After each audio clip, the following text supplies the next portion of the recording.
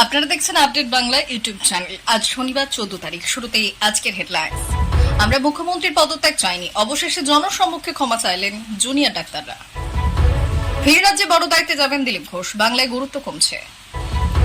Junior ডাক্তাররা বাড়াবাড়ি করছেন, ইস্তফা দিয়েও নমনীয় হওয়ার বার্তা জহর সরকারের। কেন চিঠি দিয়েছিলেন রাষ্ট্রপতিকে, জানালেন আন্দোলনকারী চিকিৎসকরা। ক্ষমতা দখল করতে বাংলাদেশে ফিরছেন হাসিনা, ফাঁস নয়া ফোন আলাপ। সঞ্জয় পরিত্রাণে ভরসা এক মহিলায়, কে এই কবিতা সরকার? আসছি বিস্তারিত খবরে। গতকাল নবান্নে মুখ্যমন্ত্রীর বৈঠকের আহ্বানের পরেও সেখানে জুনিয়র ডাক্তারদের সঙ্গে বৈঠক সম্ভব হয়নি, আর আজ তার দ্বিতীয় দিন।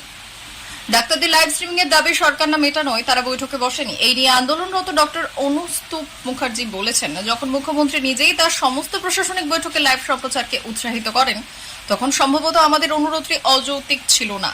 আমাদের মিটিং হলের বাইরে আমাদের সমস্ত ইলেকট্রনিক গ্যাজেট রাখতেও বলা হয়েছিল, যা আমাদের দিক থেকে ভিডিও রেকর্ডিং এর কোনো প্রকার সম্ভাবনাকে অস্বীকার করে।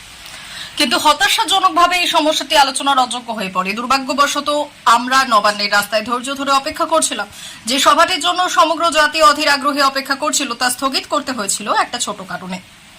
আমরা জানি যে আমাদের মুখ্যমন্ত্রী আমাদের জন্য ধৈর্য ধরে অপেক্ষা করেছেন, কিন্তু আমরাও গত 34 দিন ধরে ন্যায় বিচারের জন্য অপেক্ষা করছিলাম। আমাদের মুখ্যমন্ত্রী যেমন দাবি করেছেন, আমাদের তেমন কোনো রাজনৈতিক উদ্দেশ্য নেই। আমরা তার অধিষ্ঠিত অসংখ্য প্রশাসনিক পদ থেকে তার পদত্যাগের দাবি করিনি। মুখ্যমন্ত্রী গতকালের সভা বাতিলের জন্য সাধারণ জনগণের কাছে ক্ষমা চেয়েছেন। আমরা প্রতিবাদী জুনিয়র ডাক্তাররা বিশ্বাস করি যে এর পাশাপাশি আমাদের সকলের উচিত এখনো তার বিচার করতে না পারার জন্য বিদেহী আত্মার কাছে সর্বজনীনভাবে ক্ষমা চাওয়া। একটা সময় ছিল বঙ্গ বিজেপি আর দিলীপ ঘোষ ছিল একে অপরের সমর্থক শব্দ। তবে 2019 সালের পর থেকে দেখা গিয়েছে যে দিলীপ ঘোষ ক্রমে কোণঠাসা হয়ে যাচ্ছে। তবে এবার সেই দিলীপ ঘোষকে বিশেষ দায়িত্ব দেওয়া হচ্ছে দলের পক্ষ থেকে।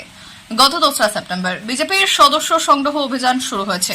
এবার ত্রিপুরায় বিজেপির পর্যবেক্ষণের দায়িত্ব দেওয়া হয়েছে দিলীপ ঘোষকে। তবে দিলীপ এবার যাবেন ত্রিপুরায়, এক সময়ের বাম রাজ্য। বর্তমানে সেখানেই বিজেপির মুখ্যমন্ত্রী, সেখানেই সদস্য সংগ্রহ অভিযানে নেতৃত্ব দেবেন দিলীপ। একেবারে অচেনা ফিল্ড এমনটা নয়, এখানকার নেতৃত্বের সঙ্গে বৈঠক করবেন। দিলীপ ঘোষের অভিজ্ঞতাকে কাজে লাগাবে দল। ত্রিপুরার বিজেপি নেতৃত্ব এই নিয়ে উচ্ছ্বসিত। তাদের দাবি দিলীপ দা অভিজ্ঞ নেতা, আমরা তাকে পাচ্ছি, সেটা আনন্দের বিষয়। তবে এখানেই প্রশ্ন, দিলীপ ঘোষকে পাশের রাজ্যে সদস্য সংগ্রহ অভিযানে পাঠানো হচ্ছে, তবে বাংলায় কেন তাকে গুরুত্ব দেওয়া হচ্ছে না? তবে কি বঙ্গ বিজেপিতে অচল হয়ে যাচ্ছে দিলীপ ঘোষ? সেই কারণেই কি দিলীপ ঘোষকে এবার ত্রিপুরায় সদস্য সংগ্রহ অভিযানে নামানো হচ্ছে? অভিমান দূর করতেই এই সিদ্ধান্ত। তবে কিছুটা হলেও গুরুত্ব পাচ্ছেন দিলীপ ঘোষ, এটাই তাৎপর্যপূর্ণ। আজিকর হাসপাতালের ঘটনার প্রতিবাদে তৃণমূল কংগ্রেসের রাজ্যসভার সাংসদ পদ ছাড়লেও বর্তমানে জুনিয়র ডাক্তাররা বাড়াবাড়ি করছেন এবং এবার তাদেরকেও সংযত হওয়ার প্রয়োজন রয়েছে বলে মনে করছেন জহর সরকার। আলোচনার মাধ্যমে সমস্ত সমস্যার সমাধান সম্ভব বলে তার বিশ্বাস। সাংসদ পদ ছেড়ে রাজনীতি থেকে অবসর নিলেও স্বৈরাচার, সাম্প্রদায়িকতা ও দুর্নীতির বিরুদ্ধে তার লড়াই জারি থাকবে বলে এদিন ঘোষণা করেছেন জহর। বৃহস্পতিবার দুপুরে রাজ্যসভার চেয়ারম্যান জগদীপ ধনখড়ের সঙ্গে দেখা করে তিনি তার ইস্তফা পত্র তুলে দেন। খানিক পরে ইস্তফা পত্রের ছবি সহ ইস্তফা দেওয়া ছবি এক্স হ্যান্ডেলে পোস্ট করে জহর লিখেছেন, আমার সময় শেষ স্যার। আজ সংসদ ভবনে ভারতের উপরাষ্ট্রপতির কাছে সংসদ হিসেবে আমার পদত্যাগ পত্র জমা দিলাম। এখন বলা এবং লেখার ক্ষেত্রে আমি মুক্ত, যা আমার স্বৈরাচার, সাম্প্রদায়িকতা ও দুর্নীতির বিরুদ্ধে লড়াইকে শক্তিশালী করবে। নিজের ব্যাগে সরকারি ফ্ল্যাটে 3 বছরের সাংসদ জীবনের আলোচনায় দল বা দলনেত্রীর বিরুদ্ধে একটি শব্দ খরচ করেনি জহর। তবে দলে তিনি আর থাকতে পারছিলেন না, সে কথা স্পষ্ট ভাষাতেই জানিয়ে দিয়েছিলেন প্রাক্তন আমলা। তিনি সাংসদ পদ ছাড়ার কথা জানানোর পরে কংগ্রেস থেকে শুরু করে ডিএমকে, বিজেপি সহ বিভিন্ন রাজনৈতিক দলের রাজ্যসভার সাংসদরা তাকে ফোন করে মিস করবেন বলে জানালেও তৃণমূলের কোনো সাংসদ ফোন করেননি বলেও কথা প্রসঙ্গে জানিয়েছে জহর। শুক্রবার স্বাস্থ্য ভবন থেকে সাংবাদিক সম্মেলন করে জুনিয়র চিকিৎসকরা, সেখানে তারা তাদের দাবি আরেকবার মনে করিয়ে দেন। শুক্রবার জানা যায়, জুনিয়র চিকিৎসকরা প্রধানমন্ত্রী, রাষ্ট্রপতি, উপরাষ্ট্রপতি, কেন্দ্রীয় স্বাস্থ্যমন্ত্রীকে চিঠি দেন। এই প্রসঙ্গে আন্দোলনরত জুনিয়র চিকিৎসকরা বলেন, তারা বৃহস্পতিবার এই চিঠিগুলি পাঠিয়েছেন। শুক্রবার ভুবনেশ্বর এবং বেঙ্গালুরু থেকে এই দিন ভিডিও বিবৃতি জারি করা হয় রেসিডেন্ট এবং জুনিয়র ডাক্তারদের জয়েন্ট অ্যাকশন ফোরামের তরফে। সেখানে জানানো হয়েছে, বাংলায় যে জুনিয়র ডাক্তার এবং আবাসিক ডাক্তাররা আন্দোলন করছেন, তাদের একজনের বিরুদ্ধেও যদি কোনো ব্যবস্থা নেওয়া হয়, সেক্ষেত্রে তারা কঠিন অবস্থান নেবে। তা দেশব্যাপী কর্মবিরতি হতে পারে বা হরতাল হতে পারে। সেই ভিডিওয় মুখ্যমন্ত্রী ও বাংলার প্রশাসনের তীব্র সমালোচনা করা হয়েছে। চিকিৎসকদের দাবি মেনে সেই বৈঠকে লাইভ স্ট্রিমিং করতে অস্বীকার করেছে সরকার।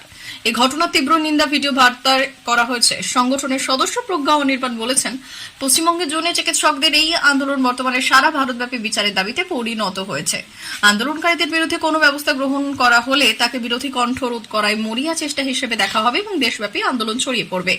আমি তো পদত্যাগ করি না, আমি তো পদত্যাগ করি নাই। সোশ্যাল মিডিয়ার ফাঁস শেখ হাসিনার নয়া ফোনালাপ।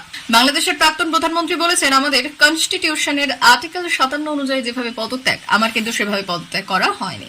ভাইরাল সেই ফোনালাপে হাসিনাকে বলতে শোনা যাচ্ছে তারিখের জায়গায় 5 তারিখে নিয়ে আসল। ভাইরাল সেই ফোনালাপে হাসিনাকে বলতে শোনা যাচ্ছে তারিখের জায়গায় 5 তারিখ নিয়ে আসলো।